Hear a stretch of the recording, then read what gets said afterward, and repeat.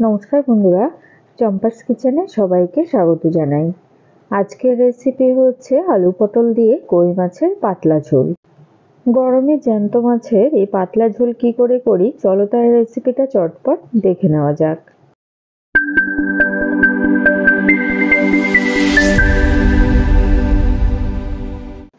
রান্না শুরু করার আগে একটা মশলা বেটে নিচ্ছি। মিক্সিং জারে দিলাম 3টে কাঁচা লঙ্কা, হাফ ইঞ্চেস আদা কুচোনো আর একটা টমেটো কুচোনো। সামান্য জল দিয়ে মশলাটাকে এবারে বেটে নেব। দেখো মিহি করে মশলা বাটা হয়ে গেছে। এবারে মাছ ভাজবো।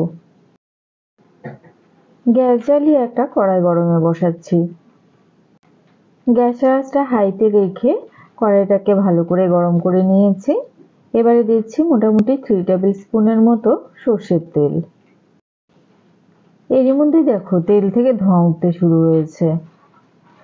কই মাছ ভালো করে ধুয়ে নুন হলুদ 10 মিনিট আগে থেকেই মেখে রেখেছি। মাছগুলোকে এবারে ভেজে নেব। মোটামুটি 1.5 মিনিট অপেক্ষা করে একটা সাইড ভেজে নিয়েছি। এবারে অপর সাইড উল্টে দিলাম। যে কোনো জ্যান্ত জিওল মাছ খুব বেশি কড়া করে কিন্তু ভাজার দরকার নেই, হালকা ভাজা হলেই তেল ছেঁকে এবারে তুলে নিতে হবে। খুব বেশি কড়া করে ভাজলে মাছ ভেতর থেকে শক্ত হয়ে যাবে আর খেতে ভালো লাগবে না। ওই তেলেই বাকি মাছগুলো ভেজে নিচ্ছি।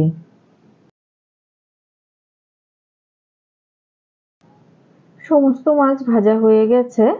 এবারে ওই তেলে দিচ্ছি 2টো তেজপাতা, হাফ টিস্পুন গোটা জিরে। 4-5 সেকেন্ড ফোড়নের মশলাগুলোকে ভেজে নিতে হবে। জিরের কালার চেঞ্জ হয়ে গেছে।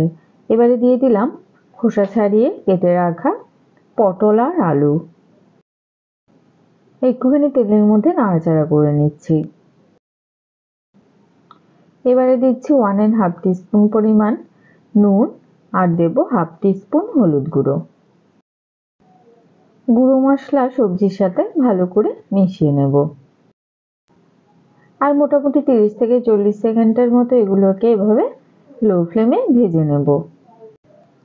এবারে 5 মিনিটের জন্য ঢেকে দিলাম। কিছুক্ষণ ঢেকে সেদ্ধ করে নেওয়ার পরে আবার একবার নাড়াচাড়া করে দিচ্ছি। এতে করে সবজিগুলো সব দিক থেকে ভালোভাবে ভাজা হবে। আবারও 4-5 মিনিটের জন্য লো ফ্লেমে ঢেকে দিলাম। এর মধ্যে দেখো পটলগুলো সেদ্ধ হয়ে অল্প একটুখানি হয়ে গেছে। এই সময় এর মধ্যে দিচ্ছি বাটা মশলা। আগে থেকে যে টমেটো, কাঁচা লঙ্কা আর আদা বেটে নিয়েছি সেটা দিয়ে দিলাম। দিচ্ছি 1 টিস্পুন জিরে গুঁড়ো আর হাফ টিস্পুন কাশ্মীরি লঙ্কা গুঁড়ো। মিক্সিং জারটা ধুয়ে সামান্য জল দিয়েছি। এর ফলে মশলাগুলো ভালোভাবে কষানো হবে আর মশলা পুড়ে যাবে না, সবজির সাথে বেশ ভালোভাবে মিশে যাবে। সবজির সাথে মশলা ভালো করে মিশিয়ে নিয়েছি। গ্যাসের আঁচ মিডিয়ামে রেখে 5 মিনিটের জন্য ঢেকে দিলাম। এর মধ্যে দেখো মশলা কষানোর জন্য যে জলটা ব্যবহার করেছি সেটা কিন্তু প্রায় শুকিয়ে গেছে। মশলা কষানো হয়ে গেছে। এবারে ঝোলের জন্য এর মধ্যে দিয়ে দিচ্ছি 1.5 কাপ পরিমাণ জল। যেহেতু পাতলা ঝোল হবে তাই জলের পরিমাণটা একটু বেশি ব্যবহার করতে হবে। গ্যাসের আঁচ এবারে হাইতে করে দিয়েছি। ঝোলের সাথে সবজি ভালো করে মিশিয়ে ঝোলটাকে ফুটিয়ে নেব। আমাদের চ্যানেল চম্পাস কিচেনের রেসিপিগুলো যদি তোমাদের ভালো লাগে তাহলে অবশ্যই চ্যানেলটাকে সাবস্ক্রাইব করে নেবে এবং পাশে থাকা বেল আইকনটাকে প্রেস করে দেবে। এতে করে যখনই আমি নতুন ভিডিও আপলোড করব সাথে সাথে এই নোটিফিকেশন তোমাদের কাছে পৌঁছে যাবে। ঝোল ফুটে গেছে। ঝোলের মধ্যে কই মাছগুলো দিয়ে দিলাম। ঝোলের সাথে মাছগুলোকে ভালো করে মিশিয়ে গ্যাসের আঁচটাকে মোটামুটি মিডিয়াম টু লো করে 5-6 মিনিট আবারও ফুটিয়ে নেব।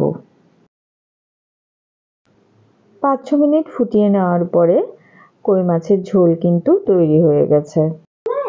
ঢাকাটা তুলে সবকিছুকে আবার একবার ভালো করে মিশিয়ে দেখে নিয়েছি আলু পটল খুব সুন্দর সেদ্ধ হয়ে গেছে। ঝোলটা এরকম পাতলা থাকা অবস্থাতে গ্যাসের আঁচটা অফ করে দিচ্ছি। তো বন্ধুরা, সহজ সরল ঘরোয়া পদ্ধতিতে তৈরি করা আলু পটল দিয়ে কই মাছের এই ঝোলের রেসিপিটা তোমাদের কেমন লাগলো অবশ্যই কমেন্ট করে জানাবে। ভালো লাগলে লাইক করবে, তোমার বন্ধুদের সাথে ভিডিওটাকে শেয়ার করতে কিন্তু একদম ভুলবে না। এতক্ষণ আমার পাশে থেকে ভিডিওটা দেখার জন্য অনেক অনেক ধন্যবাদ। ভালো থাকবে, সুস্থ থাকবে। পরের ভিডিওতে আবার দেখা হবে। বাই।